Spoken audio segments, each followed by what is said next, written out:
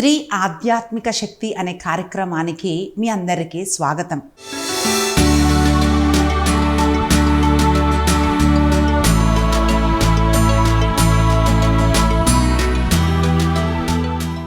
ప్రియులారా, ఈరోజు స్త్రీ భార్య ద్రాక్షవల్లితో ఎందుకు పోల్చబడుతుందో మనము ధ్యానించబోతున్నాం.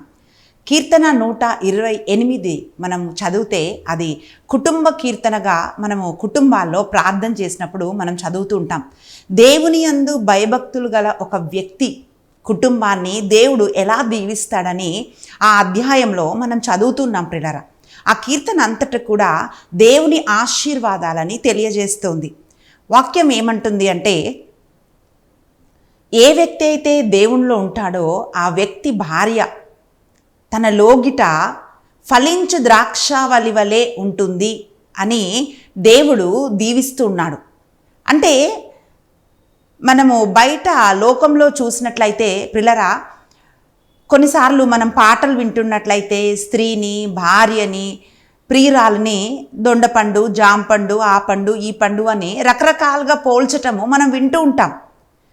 కానీ బైబిల్లో ద్రాక్షవల్లితో పోలుస్తున్నారు అని అంటే అది ప్రాస బాగుంది అని పోల్చబడలేదు. దానికి అనేకమైన ఆధ్యాత్మికమైన ఆశీర్వాదాలు దానిలో ఇమిడి ఉన్నాయి, అనేకమైన రహస్యాలు దానిలో ఉన్నాయి. కనుకనే దేవుడు భార్యని ద్రాక్షవల్లితో ఆయన పోలుస్తూ ఉన్నాడు. ప్రియులారా, ఈ ద్రాక్షవల్లి యొక్క ప్రత్యేకతలు ఏంటి అంటే, ఒక భార్య కుటుంబంలో ఆమె ప్రాధాన్యత ఏంటి అని ఈ కంపారిజన్ మనం చదువుతూ ఉంటున్నప్పుడు, ఈ పోలిక మనం చూస్తున్నప్పుడు మనకు అర్థమవుతూ ఉంటుంది. మొదటిగా ఈ ద్రాక్షవల్లి అని ఎక్కడెక్కడ బైబిల్లో వాడబడుతుంది అని మనము ధ్యానం చేస్తే పిల్లరా, విశ్వసనీయతకు గుర్తుగా, లేక విశ్వసనీయత లేకుండా దానికి గుర్తుగా, అలాగే నిబంధనతో కూడిన సంబంధాలకు గుర్తుగా, తీర్పుకు గుర్తుగా, ఆత్మీయమైన ఫలానికి గుర్తుగా మనం చూస్తున్నాం. యేసుప్రభు చెప్తున్నారు, నేనే నిజమైన ద్రాక్షవల్లిని, మీరు తీగలు అంటున్నాడు. అంటే యేసుప్రభుని కూడా మనం చూసినట్లయితే ఆయన ద్రాక్షవల్లిగా పోల్చబడుతున్నాడు. ప్రియులరా, ఇక్కడ ప్రత్యేకంగా మనం చూస్తే మొట్టమొదటిగా ఈ ద్రాక్షవల్లి యొక్క మొదటి పోలిక మనం చూసినట్లయితే, ఎందుకు ద్రాక్షవల్లితో భార్యను పోల్చారు అని అంటే, అది ఫలించటానికి, ఒక ఫ్రూట్ఫుల్నెస్కి ఒక గుర్తుగా ఉంది. ప్రియులరా, కారణం ఏమిటి అంటే, యూదులలో ఇది ఒక మెయిన్ పంట, అంటే ఒక మెయిన్ క్రాప్. ఇప్పుడు చూడండి, కొన్ని ఏరియాస్లో వెళ్తుంటున్నప్పుడు కొన్ని స్థలాలలో ఎక్కువ పుచ్చకాయలు పండిస్తారు, కొన్ని స్థలాలలో ఎక్కువగా గోధుమలు పండుతాయి, కొన్ని స్థలాలలో ఎక్కువ జొన్నులు పండుతాయి, కొన్ని స్థలాలలో ఎక్కువ వరి పండుతూ ఉంటుంది. ఇలా ప్రాంతంని బట్టి, ఎక్కువ పండుతున్న దాన్ని బట్టి మనుషులు ఎక్కువ దాన్ని వాడుతూ ఉంటారు, భుజిస్తూ ఉంటారు. అయితే ప్రియులారా, యూదులు మనం చూసినట్లయితే ఎక్కువ ద్రాక్షవల్లిని వాళ్ళు పండిస్తుంటారు. ఎందుకంటే ప్రతి ఒక్క పండగలో కానీ, లేకపోతే పార్టీస్లో కానీ, ఏదైనా వాళ్ళు చేసుకుంటున్నప్పుడు, వివాహాలు కానీ ఏదైనా చూసినప్పుడు అక్కడ ఎక్కువ ద్రాక్ష రసాన్ని వాళ్ళు వినియోగిస్తూ ఉంటారు. అది వాళ్ళ ఆహారంలో ప్రత్యేకంగా తప్పకుండా వాడుతున్న ఒక క్రాప్ అన్నమాట, ఒక ఆహారం. కనుక పిల్లరా, దానికి చాలా విలువ ఉంది యూదులలో. అలాగే చాలా ఆధ్యాత్మికమైన విషయాలలో కూడా దాన్ని వాడుతూ ఉంటారు. కనుక అది ఏం తెలియజేస్తుందంటే, ఆ ద్రాక్షవల్లి లేక ఆ ద్రాక్ష పండ్లు ఆ ప్రాంతంలో ఎంత విలువ గలవో, ఎక్కడ చూసినా అవి ఎలా మనుషులందరూ పండిస్తూ అదొక మెయిన్ క్రాప్గా, ఒక ముఖ్యమైన పంటగా ఎట్లా ఉంటుందో, అలాగే స్త్రీ ఒక కుటుంబంలో ఒక ముఖ్యమైన వ్యక్తిగా ఉంటుంది అని అది మనకు తెలియజేస్తుంది. ప్రియులారా, ఒక భార్య విలువని వెలకట్టలేము. అందుకే వాక్యం ఏమంటుందంటే, దేవుని యందు భయభక్తులు గల స్త్రీ అమూల్యమైనదంట. అటిది అంటే మనము డబ్బుతో కొనేది కాదు, అంత విలువైనది అని ఒక ట్రెజర్ లాగా బైబిల్ చెప్తా ఉంది.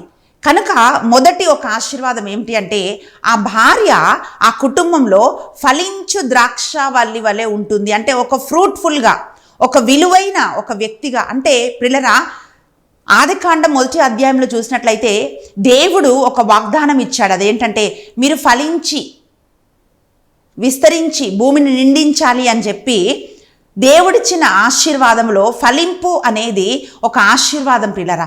మనం చూసినట్లయితే ఈ ఫలింపు ఏంటంటే బిడ్డల్ని కని ఆ కుటుంబాన్ని ముందుకు తీసుకెళ్ళడానికి ఒక సూచనగా ఈ దీవెన భార్య మీద పలకబడ్డది. అందుకే ప్రభు భార్యను ద్రాక్షావల్లితో పోలుస్తున్నారు పిల్లలు. అంటే ఒక భార్యను దేవుడు దీవించినప్పుడు, లేక భయభక్తులు కలిగిన ఒక భర్త చక్కటి భార్యను కలిగి ఉన్నప్పుడు ఆమె తరాలకు ఆశీర్వాదము కనుక పిల్లరా, మొదటి దీవెన ఏంటి అంటే ఫలింపుకు గుర్తుగా భార్య ఉంది. ఈరోజు ప్రియ సహోదరి, నువ్వేం ప్రార్థన చేయాలంటే ఆ కుటుంబానికి ఒక విలువ తెచ్చే స్త్రీలాగా నేనున్నానా లేదా, ఒక ముఖ్యమైన కుటుంబంలో ఒక ముఖ్యమైన స్త్రీలాగా నేనున్నానా లేదా. అంటే కొన్ని కుటుంబాల్లో చూడండి, అంటే తల్లి లేకపోతే ఇంట్లో ఏం జరగదండి. అన్నీ ఉండొచ్చు, డబ్బులు ఉంటాయి, పని వాళ్ళు ఉంటారు, అన్నీ ఉంటాయి. కానీ తల్లి లేకపోతే కుటుంబంలో ఏ పని జరగదు. అది భర్తకైనా పిల్లలకైనా ఎవరు ఏం పని చేయాలన్నా అమ్మ అదెక్కడుంది, ఇదెక్కడుంది, అదెట్లుంది అంటే తల్లిని అడగకుండా ఏ పని చేయరు. అంటే తల్లి అంత ప్రాముఖ్యమైన ఒక స్త్రీగా మనం చూస్తూ ఉన్నాం.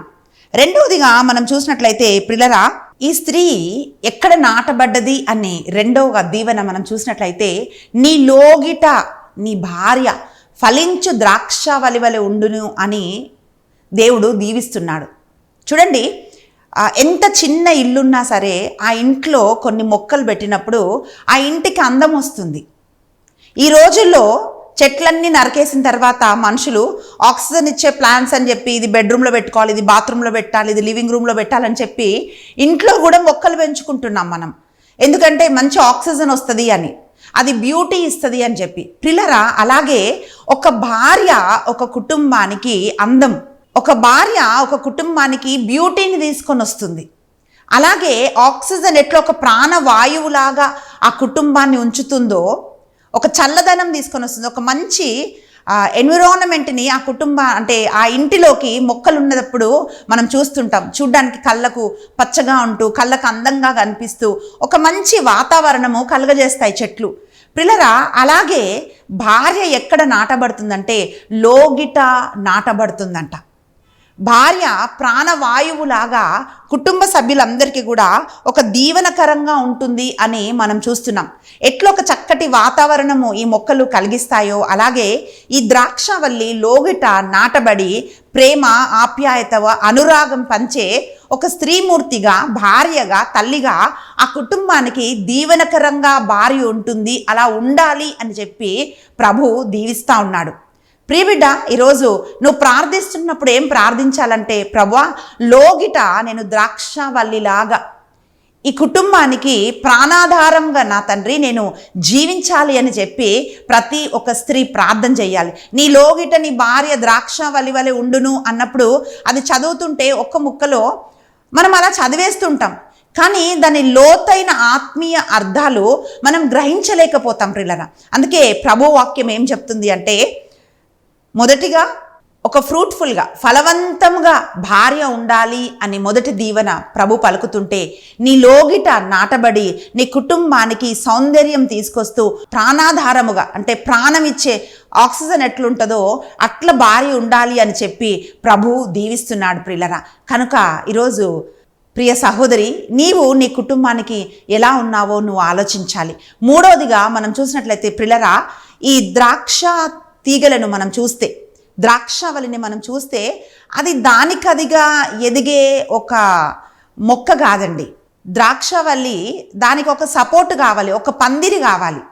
ఆ పందిరి వేసినప్పుడే కొంచెం ఆసరా దొరికితే ఆ పందిరికి అల్లుకొని అందంగా అది అల్లుకొని పైకి ఎదుగుతూ ఉంటుంది.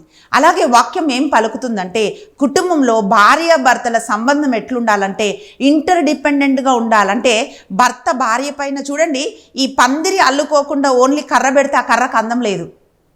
అలాగే ఆ కర్ర లేకుండా ఓన్లీ ద్రాక్షావల్లి పెడితే అది ఎక్కడ పాకాలో ఎక్కడ ఎదగాలో, పందిరి లేకుండా ద్రాక్షావల్లి ఎదగలేదు. అలాగే ఒక కుటుంబంలో భార్య భర్త ఎలా ఉండాలి అంటే ద్రాక్షావల్లిలాగా, పందిరిలాగా భర్త భార్య ఎదగడానికి ఒక సపోర్ట్ చేసే ఒక వ్యక్తిలాగా ఉండాలి. అలాగే భర్త సపోర్ట్ తీసుకొని భార్య ఎదిగేలాగా ఉండాలి అని చెప్పి ఇది మనకు నేర్పిస్తూ ఉంది పిల్లరా. అందుకే వాక్యం ఏం పలుకుతుంది అంటే భార్యాభర్తలు ఒకరినొకరు అర్థం చేసుకొని ముందుకెళ్తూ ఎదగాలి అని వాక్యం తెలియజేస్తూ ఉంది. 4వ దీవెన మనం చూసినట్లయితే పిల్లరా, వాక్యం ఏం పలుకుతుందంటే ద్రాక్షవల్లి ఎక్కడ వాడతారు అంటే ఈ ద్రాక్ష రసం లేక ద్రాక్ష పళ్ళు ఎక్కడ వాడతారు అని అంటున్నప్పుడు కానాపల్లె పెళ్లి విందులో మనం చూస్తున్నాం. అక్కడ ద్రాక్ష రసాన్ని వాడారు, అంటే పెళ్ళిళ్ళలో అది వాడబడుతుంది. పిల్లరా, ఈ ద్రాక్ష రసము సంతోషాన్ని ఇస్తుంది, ద్రాక్ష రసము సమాధానాన్ని ఇస్తుంది, హృదయానికి సంతోషం కలగజేస్తుంది అని వాక్యం పలుకుతోంది. కీర్తనల గ్రంథము 104వ అధ్యాయము 15వ వచనము 14, 15 ఈ 2 వచనాల్లో మనం చూస్తే ద్రాక్ష రసము హృదయానికి సంతోషం కలగజేస్తుంది అని, అది దేవుడు సమకూర్చే ఒక దీవెన అని మనం బైబిల్లో దేవుని వాక్యంలో మనం చూస్తున్నాం. ప్రియులారా, ఎలాగైతే ద్రాక్షరసం హృదయానికి సంతోషం ఇస్తుందో మనం కలిగి ఉన్న సంబంధాలు కూడా మన హృదయానికి సంతోషం కలగజేయాలి, హృదయానికి బలం కలగజేయాలి. ఒక సంబంధం బలంగా మార్చబడాలి. అంటే వాళ్ళు నాకు ఉన్నారులే, చూడండి కొంతమందిని చూసినప్పుడు అరే వాళ్ళు నాకు ఉన్నారనే ఒక బలం అనిపిస్తుంది మనకు.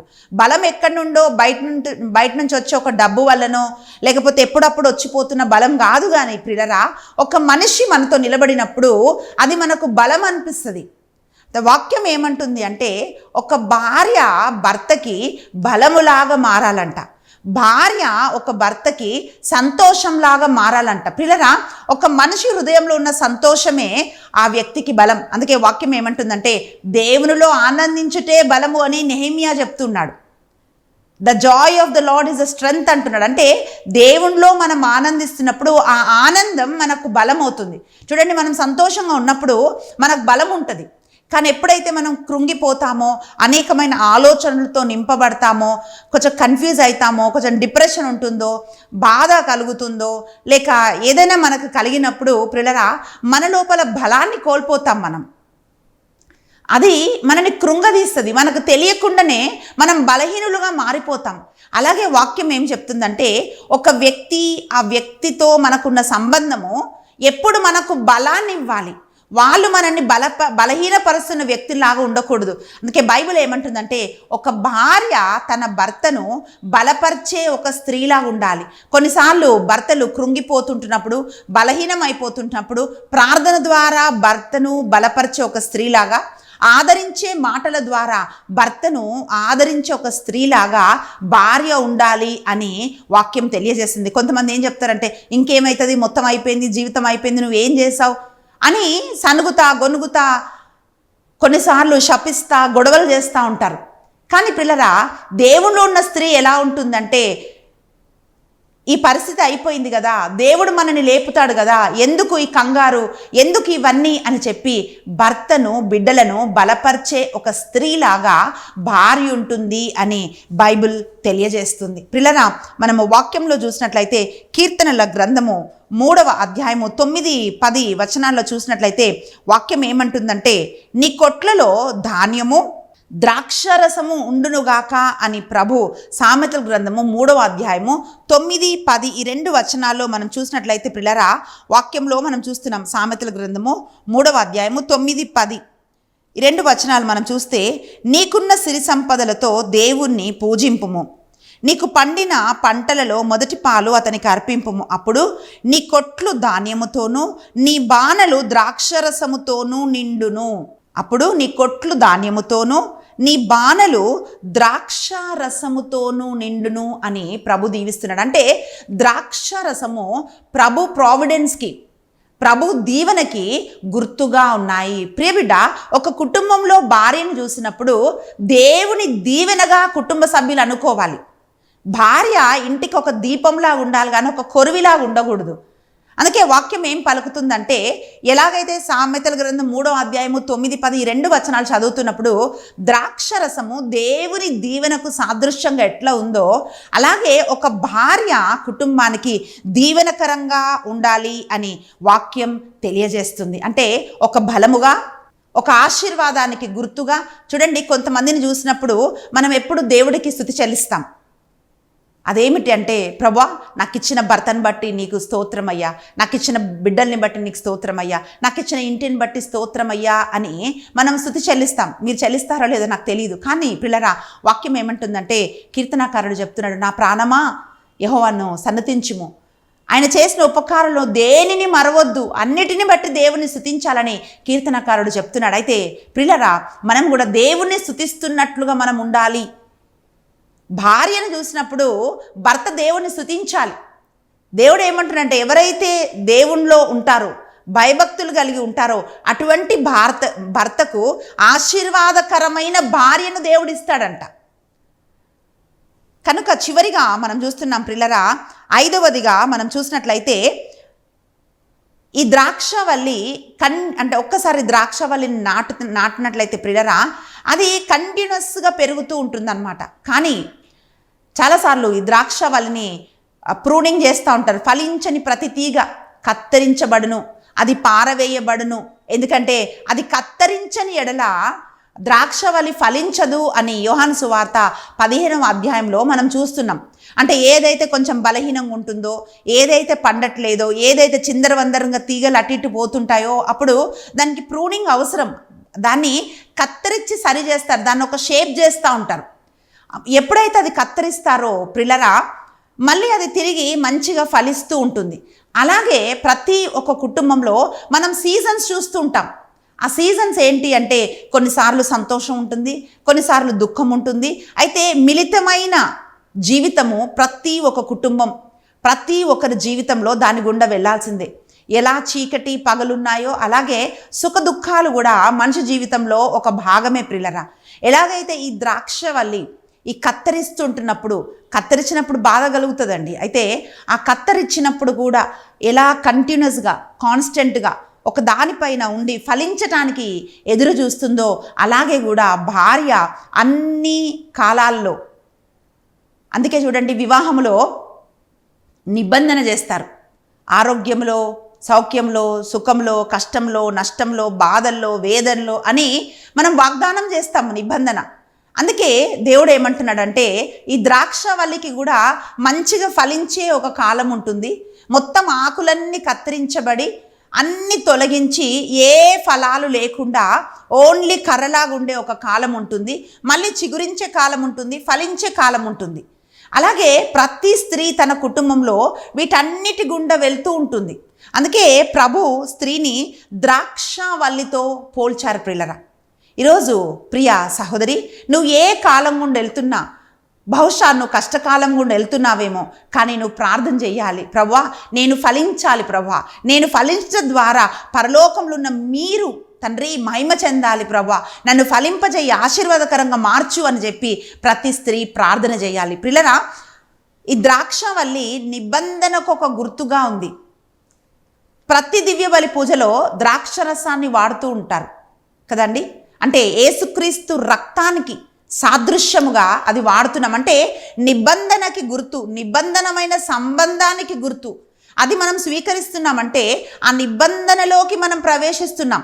ఆ నిబంధనని ప్రతిరోజు మనం జ్ఞాపకం చేసుకుంటున్నాం ప్రియులరా. అలాగే మనము ఇది ఒక స్త్రీని చూసినప్పుడు, ఒక భార్యను చూసినప్పుడు ద్రాక్షవల్లితో ఎందుకు ఆమె పోల్చబడ్డది అని అంటే, నిబంధన సంబంధములో భార్య అనగా నిబంధన ఒక సంబంధం అన్నమాట. అంటే దేవుడిచ్చిన ఒక ఆశీర్వాదము కనుక ప్రియులరా, ద్రాక్షవల్లితో భార్య పోల్చబడటము మనం చూస్తున్నాం. వాక్యం ఏమంటుంది అంటే, ప్రతి ఒక కాలములో, అది కష్టకాలమైనా సంతోషకాలమైనా ఏ కాలమైనా వాటి గుండా నువ్వు వెళ్తున్నప్పుడు ప్రభువు సమస్త కష్టాల్లోంచి విడిపించి నిన్ను ఆశీర్వాదకరంగా దేవుడు ఉంచుతాడు పిల్లరా. సామెతల గ్రంథము 18వ అధ్యాయము 22వ వచనంలో మనం చూసినట్లయితే వాక్యం ఇట్లా పలుకుతుంది. సామెతల గ్రంథము 18వ అధ్యాయము 22వ వచనం మనం చూస్తున్నాం. భార్యను బడిసిన వాడు పెన్నిధిని బడిసినట్లే, ప్రభు అనుగ్రహము సంపాదించినట్లే అని మనం చూస్తున్నాం.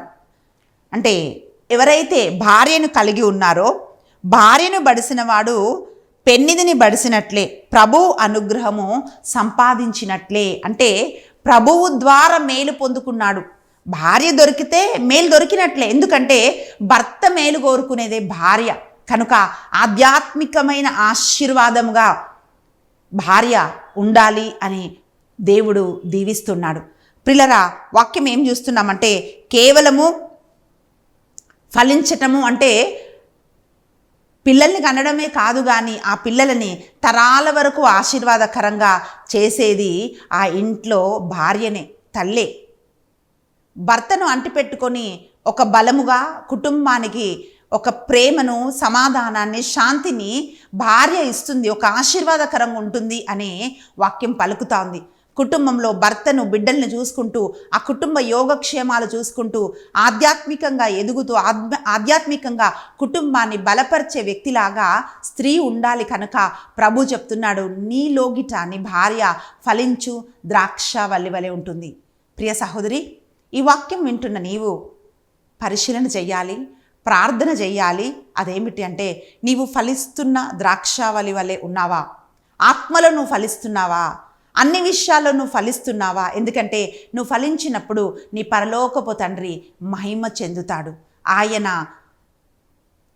నీవు ఫలించటం చూసి ఆనందిస్తాడు. అది నీ కుటుంబానికి ఒక ఆశీర్వాదకరంగా ఉంటుంది అని వాక్యం తెలియజేస్తుంది. ఒకవేళ అట్టి విధంగా నువ్వు లేకపోతే ప్రియ సహోదరి, నువ్వు ప్రార్థన చేయాలి. ప్రభువా, కీర్తన 128 3వ వచనం ప్రకారము నా తండ్రి ఫలించు ద్రాక్షావళి వలె నా కుటుంబం నేను ఉండాలి ప్రభువా అని నువ్వు ప్రార్థన చేయాలి. కళ్ళు మూసుకుందాం, ప్రార్థన చేద్దాం. స్తోత్రం నాయన, పరిశుద్ధాత్ముడా నా తండ్రి, నీకు వందనాలు ప్రభా. ఈ సమయాన్ని మీకు అర్పిస్తున్నాం నాయన. అయ్యా, భార్య ఫలించు ద్రాక్షావళి వలె లోగిట నా తండ్రి ఉంటుందని మీరిచ్చిన వాగ్దానాన్ని నా తండ్రి మేము జ్ఞాపకం చేసుకుంటున్నాం. అయ్యా, ఎంతమంది స్త్రీలు, ఎంతమంది భార్యలు, తల్లులు ఈ వాక్యాన్ని వీక్షిస్తున్నారో ప్రభువా. అయ్యా, ప్రతి ఒక్క కుటుంబాన్ని మీరు దీవించమని అడుగుతున్నాం. ప్రతి ఒక్క స్త్రీని మీరు ఫలింపజేయమని అడుగుతున్నాం. అయ్యా, ప్రతి ఒక్క స్త్రీని ప్రభువా, అయ్యా, భర్తను అంటిపెట్టుకొని ఎదగడానికి నువ్వు సహాయం చేయమని అడుగుతున్నాం నా తండ్రి. అయ్యా, ప్రతి ఒక్క స్త్రీ కుటుంబానికి ఆశీర్వాదకరంగా ఉండటానికి నువ్వు సహాయం దయచేయమని అడుగుతున్నాను నాయన. ఆత్మీయంగా బిడ్డల్ని నడిపిస్తూ నిబంధన సంబంధంలో నా తండ్రి నాయన ముందుకెళ్ళటానికి ప్రతి ఒక్క స్త్రీని నీ ఆత్మతో నింపి నీవిచ్చిన ఆశీర్వాదం పరిపూర్ణంగా పొందుకొని ప్రభా అనేకులకు ఆశీర్వాదకరంగా నిలబెట్టకు మీరే సహాయం చేసి నడిపించమని యేసుక్రీస్తు బలమైన నామమున ప్రార్థించి అడిగి వేడుకుంటున్నాం తండ్రి. ఆమేన్. ప్రియ సహోదరి, ఫలించు ద్రాక్షవల్లి వలె దేవుడు నిన్ను దీవించునుగాక. నీవు నీ కుటుంబానికి, నీ తరాలకు ఆశీర్వాదకరంగా దేవుడు నిన్ను నిలుపునుగాక. దేవుడు మిమ్మల్ని ప్రేమిస్తున్నాడు. God bless you.